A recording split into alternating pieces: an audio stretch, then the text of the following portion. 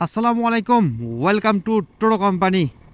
So আজকে technical ভিডিওর episode নম্বর 3-তে আপনাদের স্বাগত।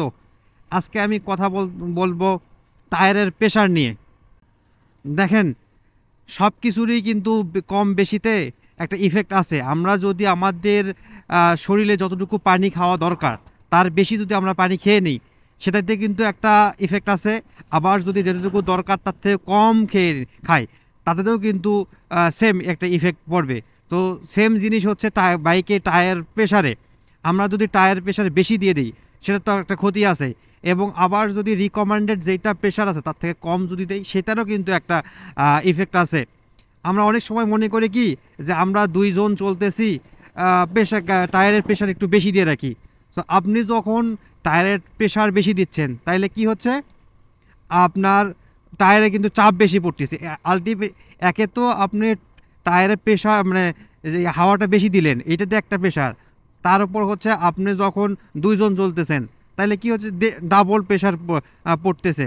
এতে কি হচ্ছে, টায়ারের কিন্তু যখন ওই যে ধরেন রাস্তার সাথে যে চলতেছে, এখানে কিন্তু যখন প্রেশারটা বেশি থাকে, সেখানে কিন্তু গ্রিপটা কমে যায়। টায়ার এবং রাস্তার সাথে সেই গ্রিপটা মানে সারফেসটা অনেকটা কমে যায়। আপনি ধরেন 140 সেকশনের একটা টায়ার আছে আপনার গাড়িতে, বাট আপনি অনেক বেশি চাকাতে হাওয়া দেওয়ার কারণে ওইটা কিন্তু আপনার এটা প্রপার পাচ্ছে না। ওখানে কিন্তু ছোটো হয়ে যাচ্ছে, আপনার গ্রিপটা অনেক ছোটো হয়ে যাচ্ছে।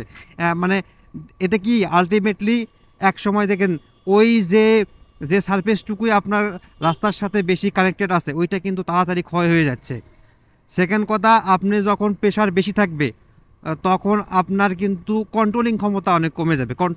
বাইকের কন্ট্রোলিং অনেক কমে যাবে। দেখেন, রাস্তায় কিন্তু ছোটোখাটো অনেক অবস্টাকল থাকেই। এতে করে কিন্তু দেখেন, হুট করে দেখবে যখন প্রেশারটা বেশি থেকে যাবে, ওখানে কিন্তু দুর্ঘটনা হওয়ার সম্ভাবনা অনেক কমে থাকে। থার্ড, ধরেন আপনি যখন প্রেশার বেশি থাকতেছে, তখন কিন্তু একটা টায়ার মানে বাস্ট হয়ে যাওয়ার মানে পসিবিলিটি অনেক বেশি বেড়ে যায়। যখন প্রেশারটা বেশি থাকবে, বাস হয়ে যাবে, তখন কি হবে, আপনি তো কিন্তু ওইটা কিন্তু সারতে পারবেন না। আলটিমেটলি আপনাকে টায়ারটা চেঞ্জ করতে হবে। আর যখন টায়ারটি চেঞ্জ করতে যাবেন, তখন কিন্তু একটা হিউজ টাকার দরকার। এখন একটা ভালো টায়ার কিনতে গেলে কিন্তু অনেক অনেক টাকা। সো কোম্পানি যেটা রিকমেন্ড করছে, অবশ্যই আমাদের সেটা মান নিতে হবে। সেটা কোম্পানি কিন্তু রিকমেন্ড করছে, আমরা সব কিছু টেস্ট করে, এবং যেটা চাকার জন্য ভালো হবে সেটাই। এখন আসেন, যদি আপনি টায়ার প্রেশার কম রাখেন, তাইলে কি হবে, ওই যে ওইটাই। এখানেও কিন্তু টায়ারের যে ইয়েটা আছে, মানে তাড়াতাড়ি ক্ষয় হয়ে যাওয়া, সেটাও হবে। কেন? যখন টায়ার কম প্রেশার কম থাকবে, তখন সারফেসটা কিন্তু মানে পুরোটা মানে বেশি পেয়ে যাবে। তখন কি হবে, মাঝখানে জায়গাটুকু ভিতরের দিকে থাকবে। এখন আর সাইডের যে সারফেস আছে, এইটা কিন্তু রাস্তার সাথে বেশি মানে করবে আর কি, কন্টাক্টে থাকবে। তখন কি হবে, ওই যে টায়ারের প্রেশার বেশি থাকতে যেরকম হয়েছে, ঠিক তার উল্টোটা হবে। মাঝখানে না ক্ষয় হয়ে যায়, 2 সাইড থেকে বেশি ক্ষয় হয়ে যাবে, এবং এটা খুব তাড়াতাড়ি ক্ষয় হয়ে যাবে। সেকেন্ড কথা, আপনার কিন্তু এটাও কমে যাবে, এই যে কন্ট্রোলিং কমে যাবে। কন্ট্রোলিং কেন কমে যাবে, আপনি যখন টায়ারে মানে প্রেশার কম থাকবে, তখন কিন্তু মানে অনেক বেশি জায়গা নিয়ে বা রাস্তার সাথে গ্রিপ হয়ে থাকবে, অ্যাটাচ হয়ে থাকবে। তখন আপনি কিন্তু চাইলেও একদম নিজের মতো করে একদম প্রপারলি আপনি মুভ করতে পারবেন না। আপনার যে মুভটা হওয়া দরকার, হ্যান্ডেলিং বা মুভ হওয়ার দরকার, সেটা হবে না কিন্তু। এটা দেখেন, যেটা বলতেছিলাম এতক্ষণে, এই যে আপনাদের সামনে একদম দেখায় দিলাম, এইরকম হবে। যদি টায়ার প্রেশার বেশি থেকে যায়, তাহলে মাঝ বরাবর যে মানে হয়ে গেছে, তাড়াতাড়ি ক্ষয় হয়ে গেছে, ওইটা হবে কিন্তু।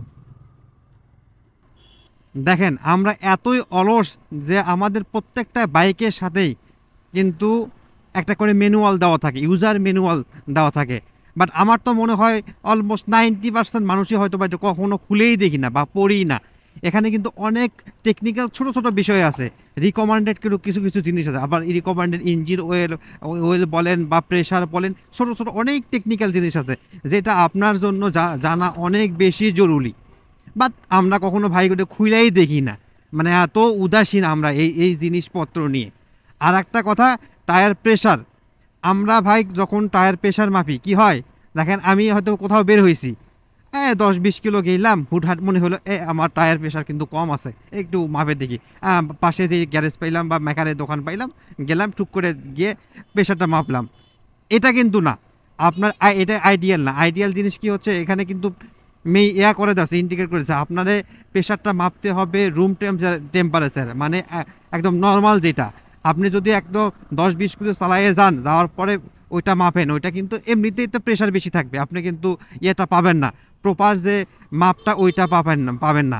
সেকেন্ড কথা হচ্ছে, আমরা যেই মানে গ্যারেজ থেকে করি আর কি, প্রেশারটা মাপি, অনেক সময় মানে মোস্ট অফটা ইয়েতে আমি দেখছি ওইটা ওদের যে নজল থাকে বা প্রেশার মাপার যে যন্ত্রটা থাকে ওইটা কিন্তু ভাই নষ্ট থাকে। সো এইখানে আরেকটা কি হয়, যে আপনি যে প্রপারটা মাপ চাচ্ছেন এটা কিন্তু পাবেন না, হয়তো বা 10 পয়েন্ট 5 পয়েন্ট এটা কিন্তু কম বেশি হয়ে যায়। তো এই ক্ষেত্রে আমি বলবো আমাদের একটা অ্যাটলিস্ট একটা ওই যে মানে প্রেশার মাপার নিজের যন্ত্রটা নিজের রাখা উচিত, প্রপার জিনিসটা মেনটেন করার জন্যে। আপনি যখন গ্যারেজে যাবেন বা কারোকে কোনো মেকার কাছ থেকে ইয়েটার প্রেশারটা মেপে দেখবেন, তখন তারপরে আপনি নিজের একটা মেশিন থাকলে কি হয়, ওইটা দিয়ে আবার মেপে দেখবেন যে এটার মাপ ঠিক আছে কি না। আর প্রত্যেকটা এতে কিন্তু একদম রিকমেন্ডেড দেওয়া আছে যে কতটুকু লাগবে। আমরা দেখবেন হুটহাট কিন্তু 45-50 একদম প্রেশার দিয়ে রাখি। বাংলাদেশের কোনো বাইকেই কিন্তু এত প্রেশারের দরকার পড়ে না, এত প্রেশার দেওয়ার কোনো ইয়েতেই দেওয়া নাই যে আপনি 40-50 দিয়ে রাখবেন। আমরা হুটহাট দিয়ে রাখি এখানে 28, 29, 30 বা 35 একদম সর্বোচ্চ হলে দেওয়ার রিকমেন্ড আছে। সো আর একটা কি হয়, ওই যে আমরা যে মেকার থেকে দিয়ে নেই, ওই দেখবেন যে মোস্ট অফ দ্য টাইম ওই গ্যারেজে সবচেয়ে পিচ্চি পোলাটাই কিন্তু আপনার গাড়ির করবে, প্রেশারটা মাপবে বা আপনি যদি হাওয়া দিতে বলেন হাওয়াটা দিবে। তো ওরা কি হয়, ওরা অনেকে আছে কিন্তু সঠিক মাপটাই বোঝে না, যে পয়েন্ট যাচ্ছে পয়েন্টের যে কি ভ্যালু এটাই তো বোঝে না। ওদের ওস্তাদ ওদের বলে দিছে এইখান থেকে এখানে আসলে হয়ে যাবে। সো ওরা কি করে, আপনি যদি বলেন হ্যাঁ ওইখান থেকে ওইখানে কাটা গেছে বা গেছে, বলে হ্যাঁ হয়ে গেছে, আপনি ওদের জিজ্ঞেস করে দেখবেন যে কত দিছ, বলতে পারবে না, বলবে হ্যাঁ ঠিক আছে ভাই, হয়ে গেছে, যা দরকার হয়ে গেছে। তো এইটা না, আপনি ওদের বলবেন যে কত হয়েছে, কতটা প্রেশার হয়েছে, দেন আপনি আবার ভালো করে মেপে দেখবেন। তো এইটা দায়িত্ব আমার নিজের শখের জিনিস আপনারে ভালো রাখতে গেলে সেটার একটু টুকিটাকি জিনিস আপনারা জানতে হবে। আপনার শখের জিনিস ভালো রাখবেন, সেটার জন্য তো একটু কষ্ট করবেনই, এটা কষ্টের কিছু নয় ভাই। এটা জানতে হবে সব সময়। আপনি যে মেকার আছে বা টেকনিশিয়ান আছে এদের বিশ্বাস করবেন না। তো ওরা যে সব সময় সব কিছু আপনার জন্য একদম পারফেক্ট করে দিবে এইটা না, আপনারও কিছু কিছু জিনিস জানতে হবে। ছোটোখাটো জিনিস জানলে দেখবেন আপনার নিজের জিনিসটা আপনি নিজে অনেক ভালো রাখতে পারবেন।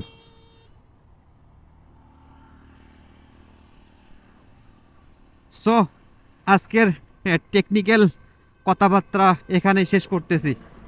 দেখা হবে নেক্সট আর একটা কোনো ভিডিওতে। ততক্ষণ পর্যন্ত ভালো থাকবেন, সুস্থ থাকবেন। আল্লাহ হাফিজ।